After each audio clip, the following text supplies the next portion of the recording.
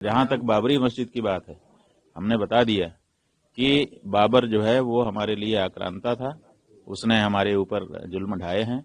अगर बाबर से जुड़ करके कोई व्यक्ति अपनी पहचान बताता है तो हम उसको भी आक्रांता ही समझेंगे और उसी अनुसार का व्यवहार उसके साथ करेंगे।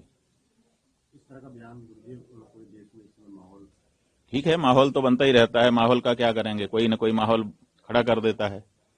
सवाल यह है कि भारत देश में बाबर ने किसी समय आकर के आक्रमण किया, उसने जो जो किया वो सब हमको पीड़ा पहुंचाने वाला काम है।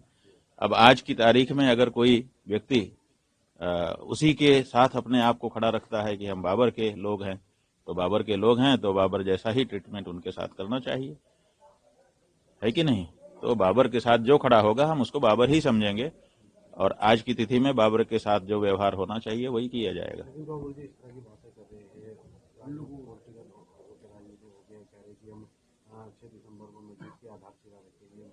बात यह है कि मस्जिद बनाएं, उसमें हमें क्या आपत्ति है? मस्जिद बनाएं, बना करके वहां ईश्वर की आराधना अपने ढंग से करें, इसमें हमने आपत्ति अभी तक नहीं की है, आगे भी हम करने की अभी इच्छा नहीं रखते हैं। लेकिन बाबर आएगा, बाबर के साथ हमारा व्यवहार बाबर के अनुरूप ही होगा, ये बात हम कह रहे हैं। अरे भाई, मथुरा काशी सुरक्षा बढ़ाने की जरूरत क्या है? मथुरा काशी जिनका है उनको उपलब्ध होना चाहिए, वहां पे पूजा अर्चना करें, विश्व के कल्याण की कामना करें। विश्व में तो वो लोग भी आते हैं जो लोग ये कब्जा करके बैठे हैं, उनका भी तो कल्याण होगा। तो इसलिए जल्दी से जल्दी जो लोग वहां पे कब्जा करके बैठे हैं अब उनको जान लेना चाहिए कि एक समय था जब हमने अपनी राजनीति चमकाने के लिए, देखिए धार्मिक कारण से मंदिर नहीं तोड़े गए।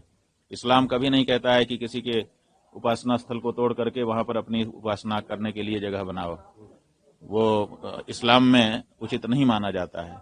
लेकिन अगर ये किया, इसका मतलब कि धार्मिक कारण से नहीं किया, राजनीतिक कारण से किया कि हम तुमको मिटा देंगे, अपनी हनक स्थापित करने के लिए किया। तो राजनीतिक कारणों से जो काम हुआ है उसको धार्मिक लोग क्यों बना करके रखना चाहते हैं? इसका मतलब अभी भी उनके मन में वही राजनीति बैठी हुई है।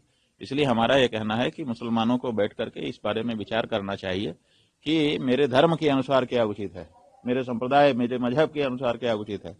अगर वो इस बारे में विचार करें तो अच्छा है। अगर उनके मजहब के अनुसार निकलता है कि भाई किसी के उपासना स्थल को तोड़ो, किसी को चोट पहुंचाओ और फिर तुम्हारा जो खुदा तुम्हारे मजहब के अनुसार है वो तुम्हारी इबादत कबूल करता है, तो बात अलग है। लेकिन जैसा कि आपके मजहब के जो ग्रंथ हैं, किताबें हैं, उनमें हम लोगों ने अध्ययन करके पाया, उसमें यही है कि ऐसी जगह पर की गई इबादत खुदा कबूल नहीं करता है।